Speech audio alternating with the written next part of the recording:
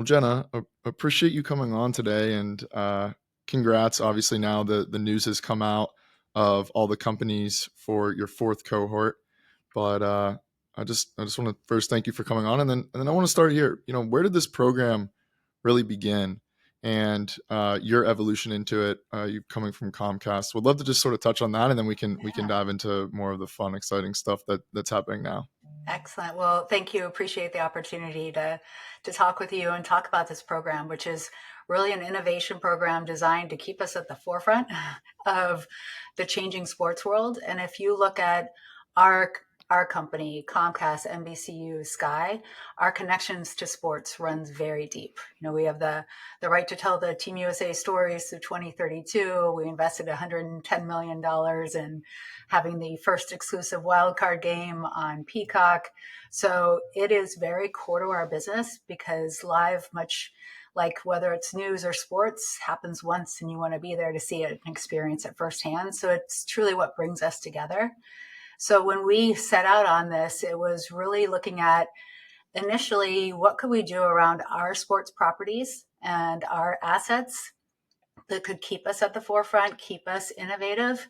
And I think where we really changed the mold when it comes to accelerator programs is we could have played with a sandbox of, NBC Sports Golf, and we have Spectacor, we own Wells Fargo, the Flyers.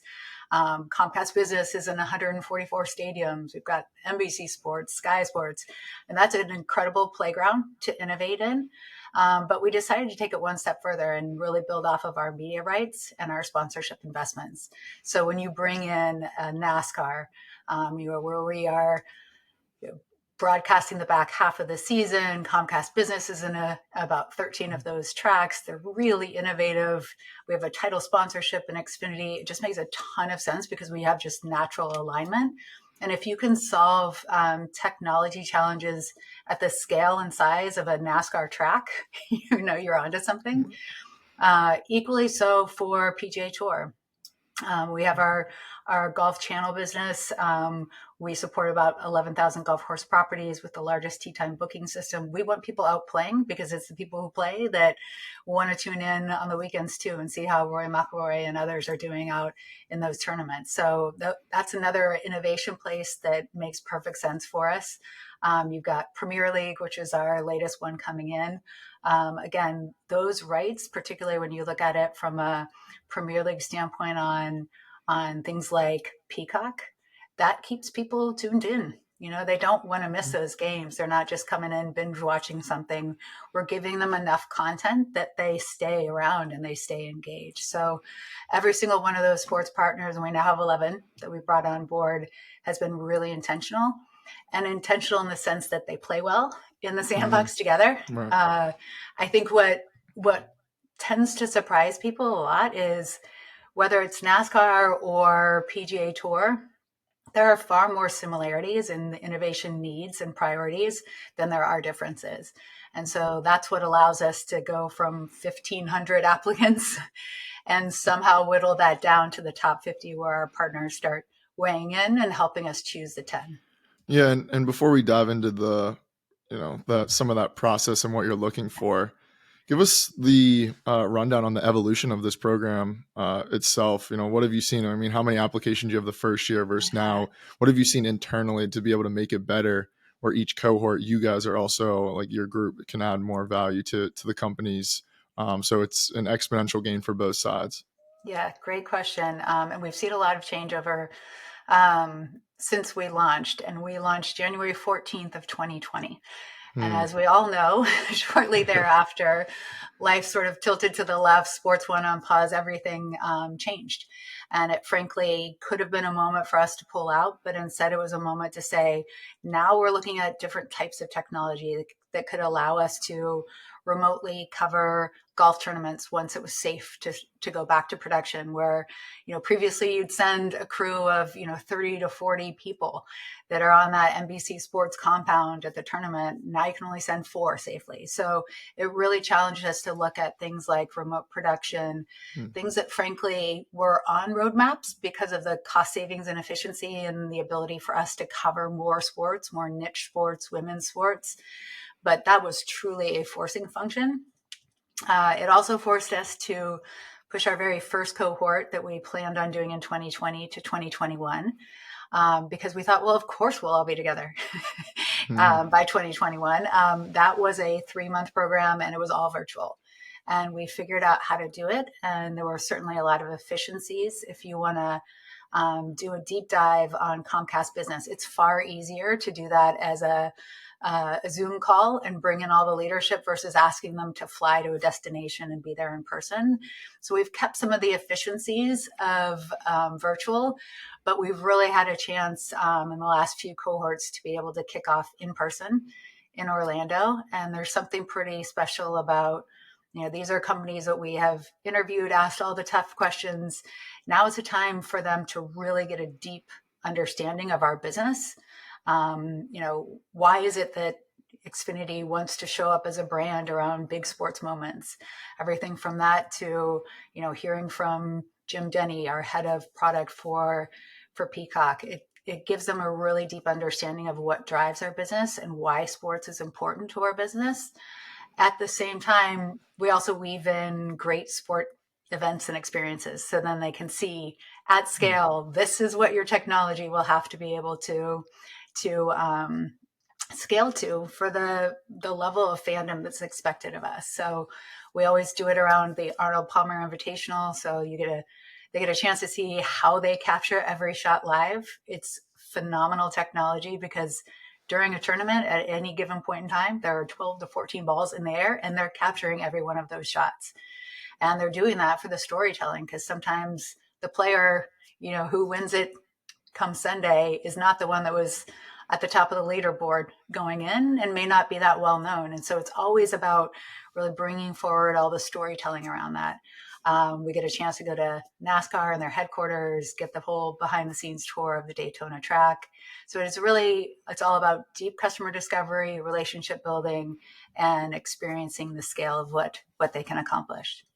Yeah, and you've had a few cohorts go through now. So, what are, I guess, some success stories, or what are some of the ones you've seen come out not only successful of the cohort, but now, and we were talking a little bit before, but companies now going on to raise bigger rounds and really dive deep into the space. I think Yeah. shining some light on that before going more into the intricacies would be amazing.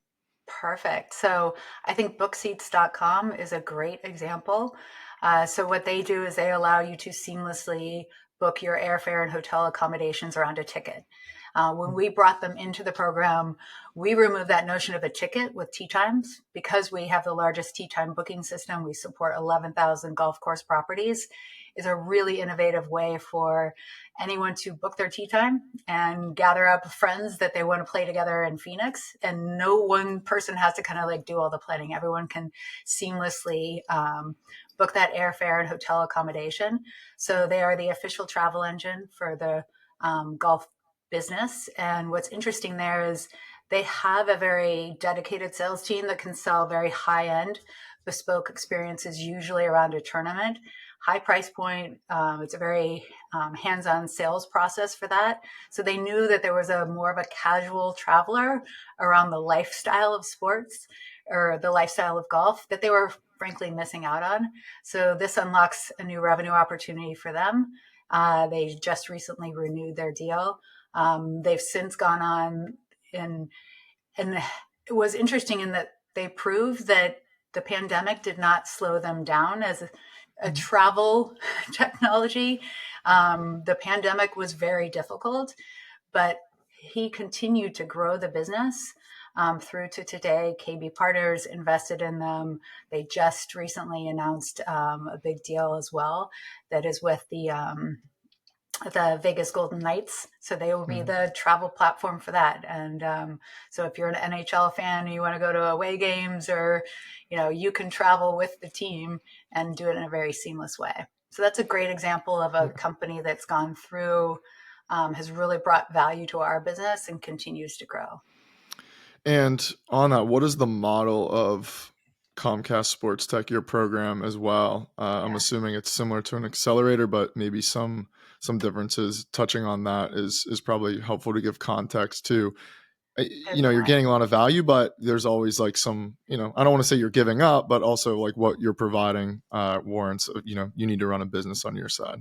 Absolutely. So we do make a $50,000 investment in exchange for common stock equity. We do that because we want to have skin in the game in their success. It keeps us accountable from that standpoint. It also means that we are with you for the entire journey, not just that it started as a 3-month program.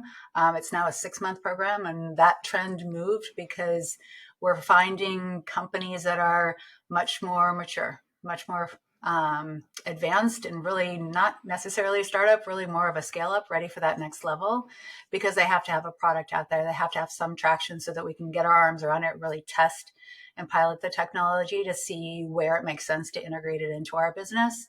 So that 6-month program allows for us to not just at the end of 3 months say, we're about to do X, we're saying we accomplished X and it drove Y in terms of business value. And it also made space for them to continue to run their business. They have existing customers and clients. So we try to design the curriculum and the program to be just-in-time learnings that really help them scale in the industry. And I think the fact that you have not just a single sport, but you have different teams and leagues and business structures behind it, it means that you're not necessarily anchored into one. Like if you happen to work your way into tennis, you're going to start to see that your product line is too much geared to that one singular sport. Whereas this is something that if you can find something that adds value in motorsports, golf, those are the companies that can scale and they can get their start in the vertical of sports and prove themselves there and get their technology in front of millions. But it's the ones that can move on, like a Rivalry Tech or a Let's Chat, and equally so bring value into hospitality, into quick serve restaurants, into hospitals and healthcare. Yeah, expanding beyond sports is always opens up a lot of new markets. And I was sort of leading me to my next one anyway and you mentioned some are more scale up now. They're not super early companies, which most people associate with an accelerator. So what are some of those criteria you're looking for? How are you evaluating these to go from 1,500 to 10? I mean, we're talking like Ivy League type enrollment numbers here. So I'm sure it's a pretty deep process on your side as well. Yeah, it's a great point. Yes, 1,500 applicants in some respects makes me a little bit nervous because I'm always fear that we lost a gem in there. But I do think that as a team, we do a very good job of going out and proactively sourcing and finding these startups. And we do that based off of the innovation needs and priorities of all the partners. And that can be everything from observable, where are they investing their time and energy in our current cohort, to what are the next pieces that they need to solve in the business. And so we do these innovation discovery sessions on a continual basis, spark sessions that really kind of glean what needs to happen next. So we're keeping that forward looking aspect to it, but we get it down to the top 50, and then that's when our partners step in and they start to review and score the companies. So they have a 3-week period where they have access to the top 50 decks, who their clients are, fundraising, product traction, revenue, all of those things, to really start to answer, is this a problem we're solving? Do they see a strategic way to work with this company? Do they believe in the founders? So it gives them an opportunity to really score from that perspective. We take all those qualitative and quantitative feedback, and that gets us to the top 25. And that's where we interview. It's 3 days of just back-to-back interviews. There's some method to the madness of cramming into 3 days, because you start to see trends. You start to see which companies maybe look amazing on paper, but then when you get in the room and you ask them tough questions, the tech's just not quite ready. And so we do get as surgical as possible to make sure we're asking the right questions about how have they solved for latency and some of these critical elements to make something work in a stadium or in a living room experience. And then they exit stage left, or Zoom left, I guess I should say. And then we score them again. And then we have a very, very healthy debate. And it's probably one of my favorite aspects of the program, when you see somebody from NASCAR say, I hadn't thought about applying the technology in this way, but we have the same issue over here. And so that cross collaboration among the partners adds this level of due diligence that is pretty unique. And we record them. Anybody who misses them, we share the recordings. And this time around, there were much more requests saying, I shared it with our engineering team. They've got a few more questions. Can we set up another meeting? So the level of interviews that went into this and really making sure that the tech was ready to test and pilot was, I would say, at an all-time high for us. But the three lenses are: one, is it a problem we're solving that's relevant to as many partners in the consortium as possible? The second is, do we have line of sight of how we're going to test and pilot the technology? And then the third is, do we believe that this is a team to get it done? Because at the end of the day, you're working alongside these entrepreneurs, you're helping them build their business, but they're driving value back. And it's got to be a team that you believe in and you want to invest time with. And we could probably dive into sort of the, I guess, what makes you say yes, which we sort of did a little. But I think what might be more helpful is actually things that you see, whether it's in the getting from 1500 to 50 or even below, like things that you see that immediately sort of just become cross outs, or I don't know if there's sort of mistakes in that, but I think, sometimes learning those mistakes, or, when you see someone do something you don't like, you actually learn, you shouldn't do it that way. I think it's something similar. Are there Yeah. any areas in that or certain aspects you Um, see where it just sort of, whether it's you or other people just going, nah, this one because of, I think the XYZ? things that cause us to pause are maybe they're not ready for this cohort, but if they can get a little bit further along in their product development, get a little bit more traction out there, then it's really ready for prime time. Like sometimes we will see things that we think they're really onto something, but it's not quite at the point where we see how we're going to test and pilot it in that 6-month program. Hmm. And we have a few examples of companies that we have nurtured those relationships from early on. Rivalry Tech is a great example. They do mobile ordering and delivery all the way to your seat. And Rivalry Tech applied for our first cohort. At the time, there were a couple of reasons that we were a little bit concerned. And one was people were just starting to feel comfortable going back into stadiums. Were we going to have enough of that to be able to really test and pilot? And there were still so many uncertainties around the pandemic. Yeah. And but we kept nurturing that relationship. And frankly, when they came in this last cohort, they were truly ready for all that our program could provide. They're already doing mobile ordering and delivery for the New York Mets, Boston Red Sox, but their technology is not just the front end, making it easy to order something. It's all the way through to the kitchen management to make sure that you can't order something that can't arrive to you warm and fresh. And they have since gone on to really bring that same value into the healthcare space. Same use case. Doctors and nurses have a short break. The last thing they want to be doing is standing in line. And healthcare, quick serve restaurants, the hospitality space where they're getting a ton of traction now are all areas that are really critical verticals for us from a Comcast business perspective. And I'm very excited coming up for the Players Championship. They will have mobile ordering and delivery around the 17th hole and a couple other hospitality places at the tournament. And that happens to be the tournament that Comcast Business has a title sponsorship in. So again, we're creating an elevated experience for the clients that we are bringing to those tournaments as well. We focused a lot before. Now, during the cohort, what are some challenges you see some of these companies face? And obviously you're assisting in that, but are there common ones you see come up where you're like, oh, I know when we run into this, it's going to be a roadblock, and you just see it time and time again? So actually, that question triggers for me a really great insight for us that we learned, especially with the move to a 6-month program.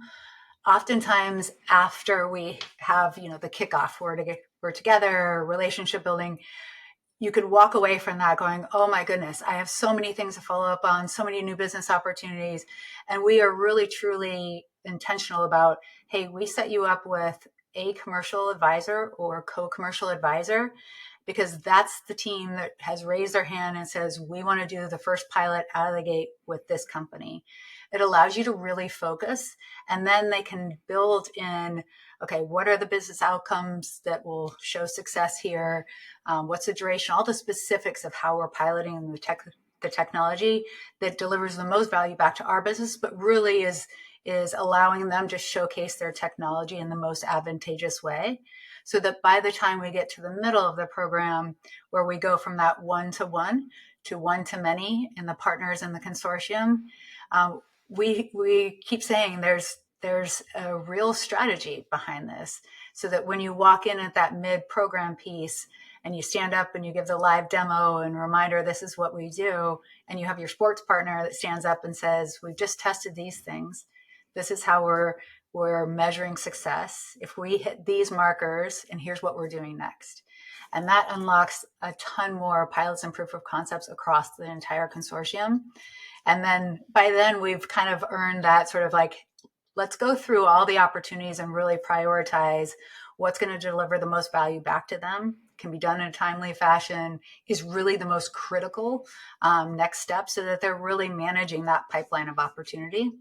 And then at the end of the program, the 6 months, our spotlight is really one to the world. So at that point, we've really given them the tools to know how to do business development, how to structure an agreement that is really clear and articulate of how they will test something and earn a commercial deal.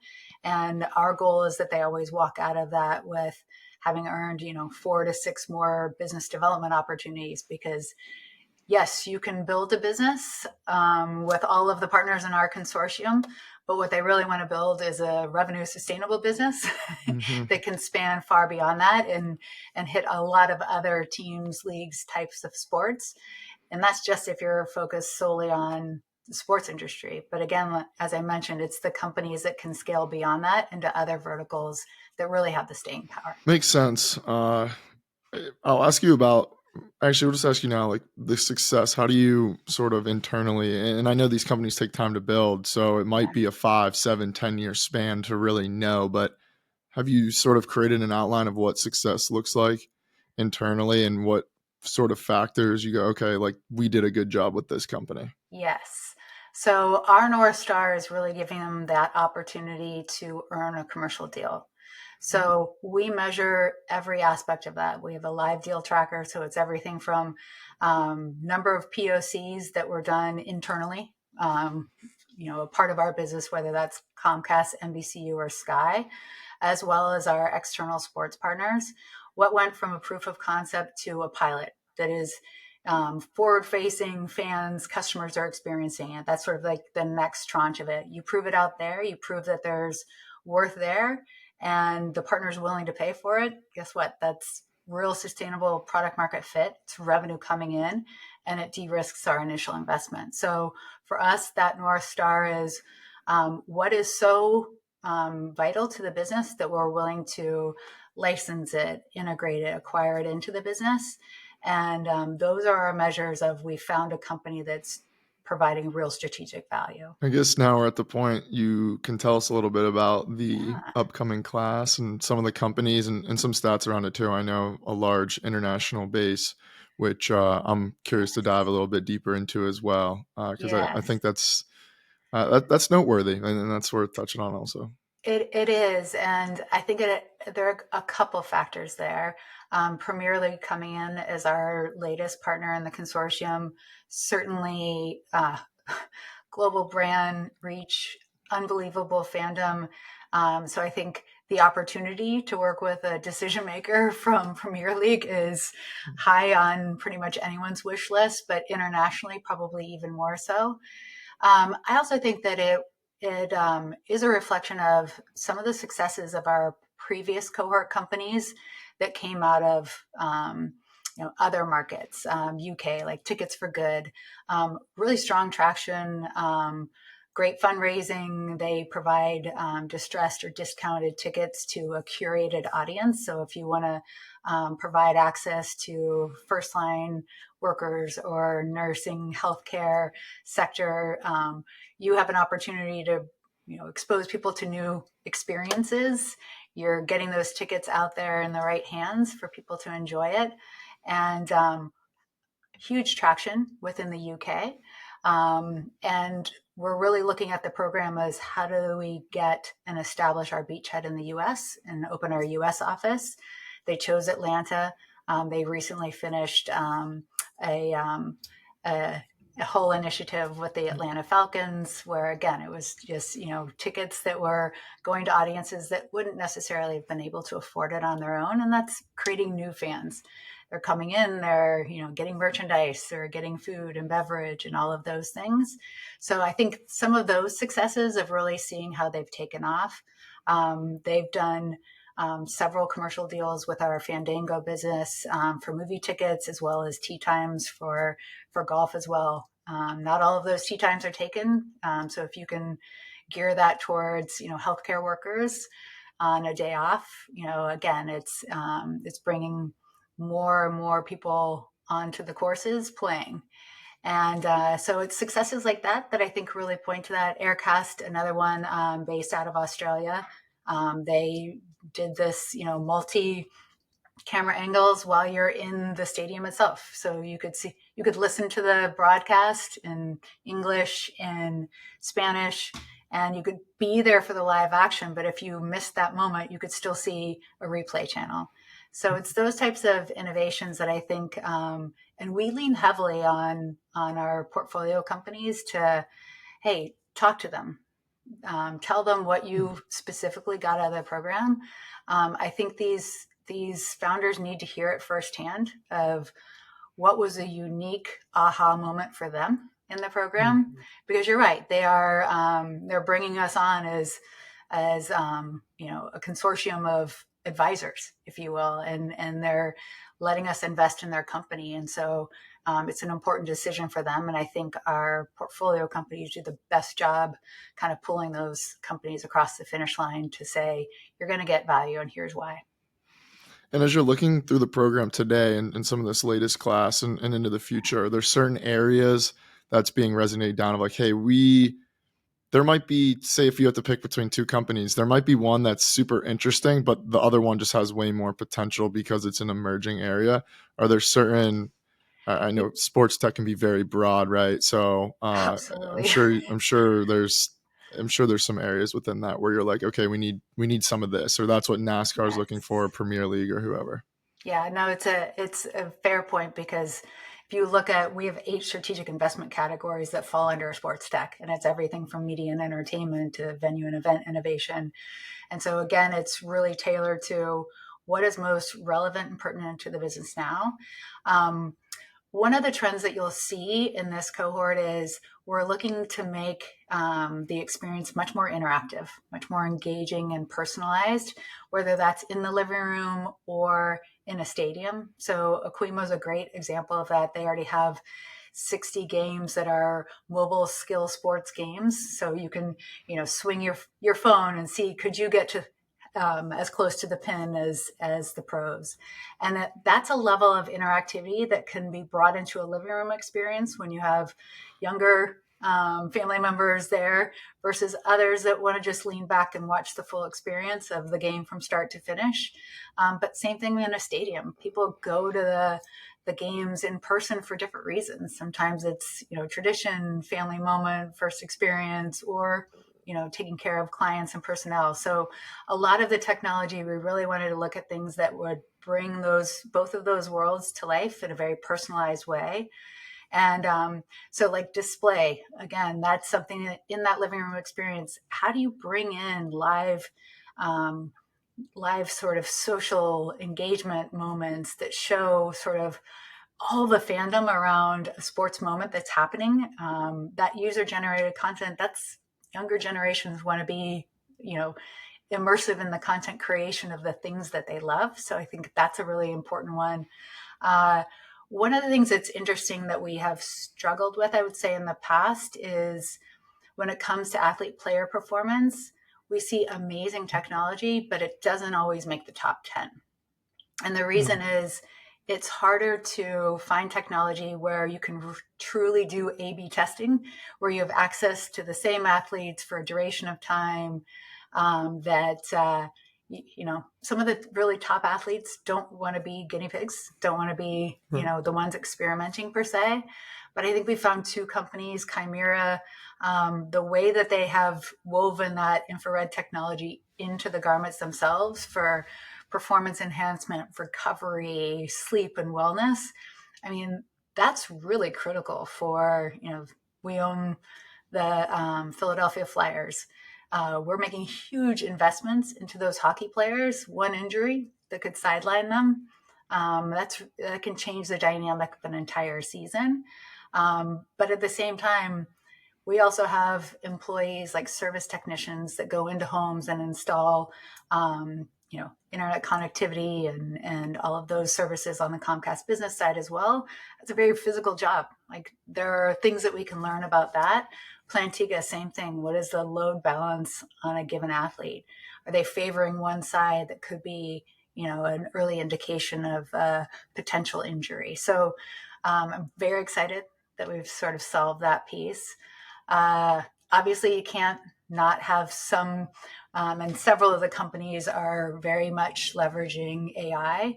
Mantis AI is a great example of that. So many sports moments, but how do you really get through all of that raw footage, find the most compelling moments, and quickly package those up into different types of highlights for different platforms and different types of fans?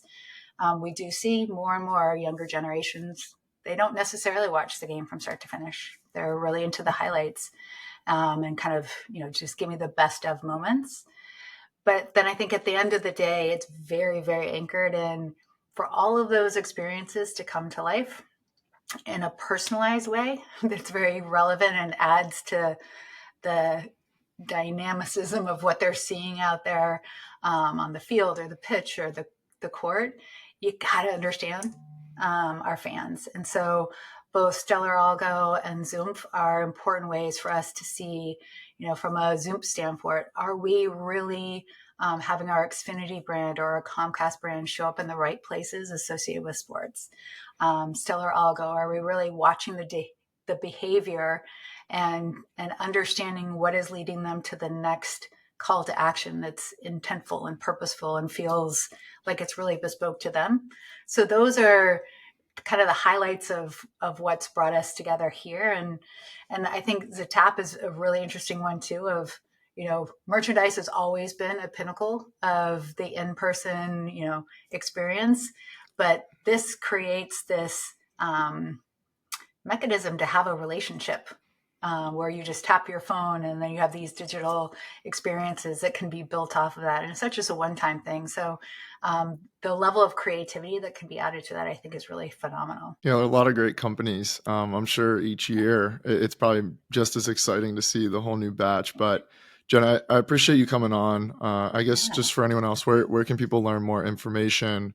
Where website, socials, any to apply? I guess Absolutely. for next year or when that opens up. I guess anything around that or anything else you want to touch on would be great as we close this out. Yep. Just head to ComcastSportsTech.com. Applications are open. We're constantly scouting and looking for, the class of 2025. So we encourage, you can see a lot more information about all the partners, our investment categories, social as well. We love to share the human side of what our founders, what these amazing entrepreneurs are inventing and bringing to the world of sports. Love it. Well, thanks for coming on, and we'll have to we'll have to do it on the next round when the next cohort comes, and we'll keep it rolling. I love it. Let's make it happen.